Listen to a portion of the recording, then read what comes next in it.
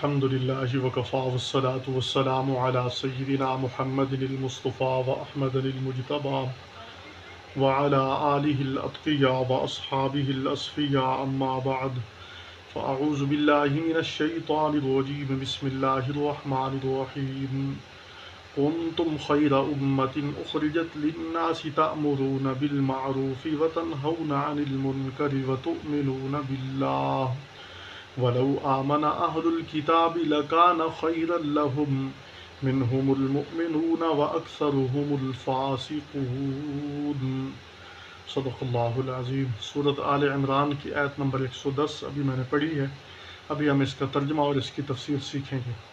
فرمایا کنتم خیر امت اخرجت للناس، تم ہو بہتر سب امتوں میں سے، تم بہترین امت ہو جو بھیجی گئی ہو عالم میں لوگوں کے لیے نکالے گئے ہو۔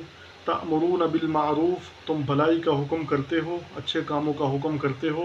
وتنہون عن المنکر، اور برے کاموں سے منع کرتے ہو۔ وتؤمنون باللہ، اور اللہ پر ایمان لاتے ہو۔ ولو آمن اہل الکتاب، اور اگر ایمان لاتے اہل کتاب تو ان کے لیے بہتر ہوتا۔ لکان خیر لہم منہم المؤمنون، ان میں سے بعض ایمان والے ہیں، واکثرهم الفاسقون، اور اکثر نافرمان ہیں۔ اس آیت مبارکہ میں رب العالمین نے اس امت محمدیہ کی تمام امتوں پر فضیلت بیان کی ہے۔ پیچھے اللہ رب العالمین نے اس امت کو جو جو چیزیں دی ہیں ان کی فضیلت اور ان کا معیار بیان فرمایا ہے۔ پیچھے اللہ تعالیٰ نے اس امت کے قبلے کا معیار بیان فرمایا۔ یہود کہتے تھے کہ ہمارا قبلہ افضل ہے، رب العالمین نے فرمایا ان اول بیت وضع للناس للذی ببکہ، سب سے پہلا گھر جو اس دھرتی پر بنایا گیا مکہ کے اندر، فرمایا کہ وہ اللہ کے نزدیک سب سے معظم اور محترم ہے، مکرم ہے۔ اور پھر یہود نے کہا کہ ہمارے رسول افضل ہیں، اس لیے ہم آخری رسول پر ایمان نہیں لاتے۔ اللہ تعالیٰ نے فرمایا کیف تکفرون باللہ کیف تکفرون وانتم تتلی علیکم آیات اللہ وفیکم رسولہ، تم میں میرا رسول موجود ہے اور پھر تم اللہ کا انکار کرتے ہو۔ تو گویا کہ اپنے رسول کی عظمت بھی بیان کر دی، گویا کہ اس امت کا قبلہ بھی سب سے افضل، اور اس امت کا رسول اللہ بھی سب سے افضل، اس امت کا بیت اللہ بھی سب سے افضل، اس امت کا رسول اللہ بھی سب سے افضل۔ اور پھر انہوں نے کہا کہ ہماری کتاب افضل ہے، اس لیے ہم قرآن پر ایمان نہیں لاتے۔ تو رب کائنات نے ارشاد فرمایا کہ قرآن پر ایمان نہ لاؤ، تمہاری مرضی کی بات ہے۔ اللہ تعالیٰ نے قرآن کو سب سے عظمت والا بنایا ہے۔ وَاعْتَصِمُوا بِحَبْلِ اللَّهِ جَمِيعًا وَلَا تَفَرَّقُوا، اللہ کی رسی کو یعنی کلام اللہ کو مضبوطی سے پکڑ لو اور تفرقہ بازی میں مبتلا نہ ہو جاؤ۔ تو قرآن بھی افضل، کتاب اللہ بھی افضل، کلام اللہ بھی افضل، بیت اللہ بھی افضل، رسول اللہ بھی افضل صلی اللہ علیہ وسلم۔ تو جب سب چیزیں افضل عطا کی ہیں تو یہ امت بھی سب سے افضل ہے۔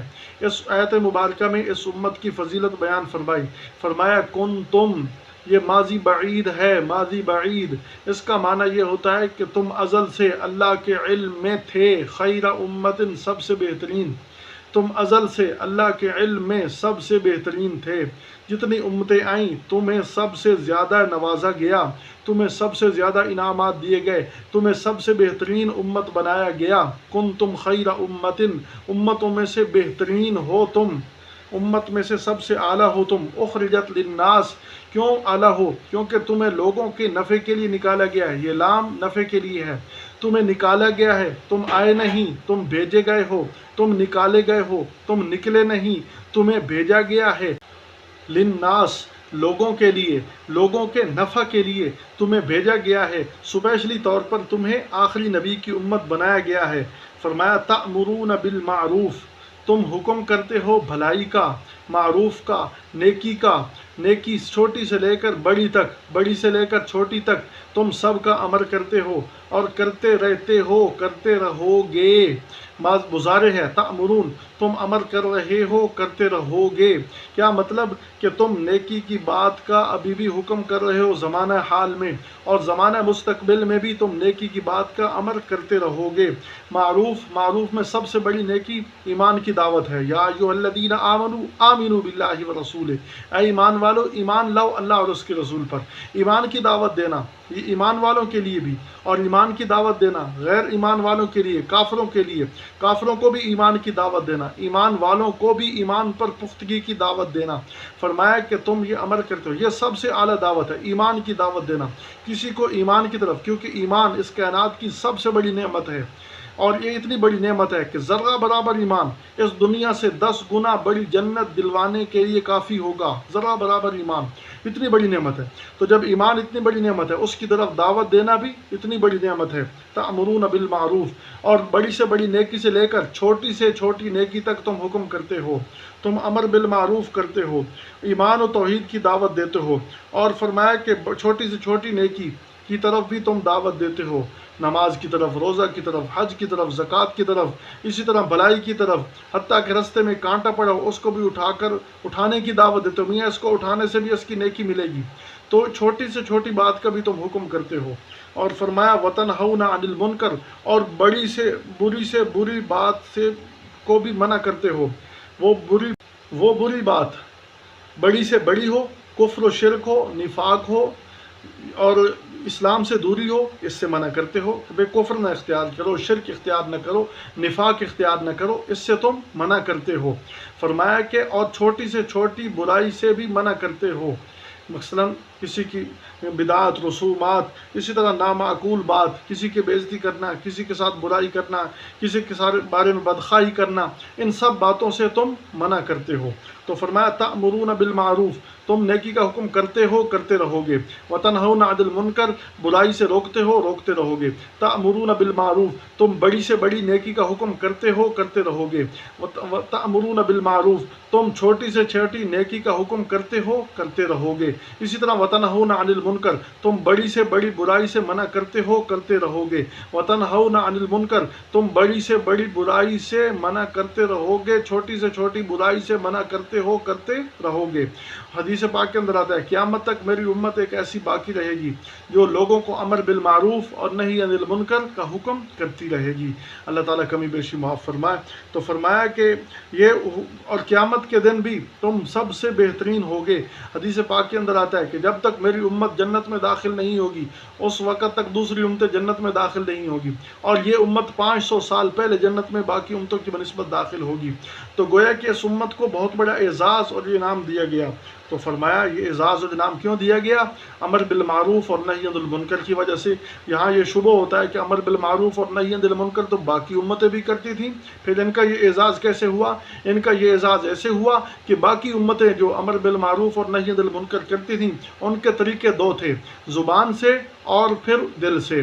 ज़ुबान से किसी अच्छाई का हुक्म करते और दिल से किसी अगर कोई बांदा, ज़ुबान से अमर बिल मारूफ करते हो और इसी तरह नही अनिल मुनकर ज़ुबान से करते थे और दिल से बुरा कर समझते थे। लेकिन इस उम्मत को अमर बिल मारूफ का एक तीसरा तरीका भी दिया गया।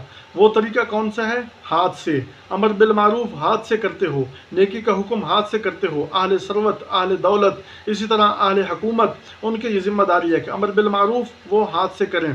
और वे हाथ से करना, यह हाथ से करने की कई सूरतें हैं। जिहाद बिल कलम, जिहाद बिल सैफ, तलवार के ज़रिए तुम अमर बिल मारूफ करते हो, जिहाद के ज़रिए अमर बिल मारूफ करते हो। और फरमाया कि तुम जिहाद के ज़रिए नही अनिल मुनकर करते हो।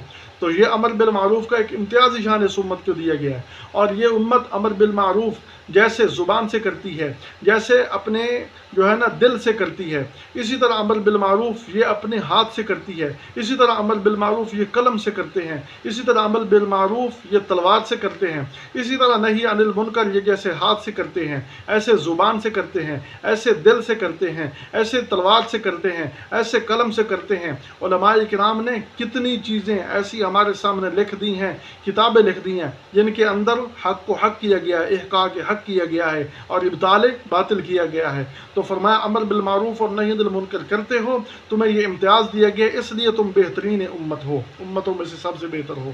व तुमिनून बिल्लाह, और अल्लाह पर ईमान लाते हो।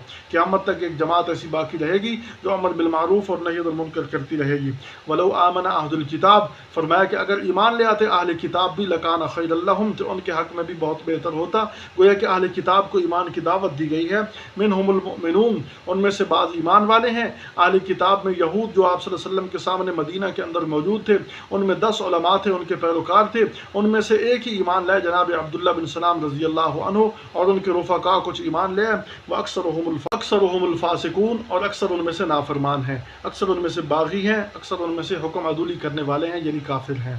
تو گویا کہ اہل کتاب کو بھی دعوت دی گئی اور اس امت کی فضیلت بھی بیان کی گئی کہ جیسے اس امت کو اللہ نے بہت قیمتی چیزیں عطا کی، بیت اللہ، رسول اللہ، کلام اللہ، تو ان چیزوں کی وجہ سے اس امت کو بھی اللہ نے بہت بڑا مقام دیا ہے اور اس امت کو بہت بڑا عہدہ دیا ہے۔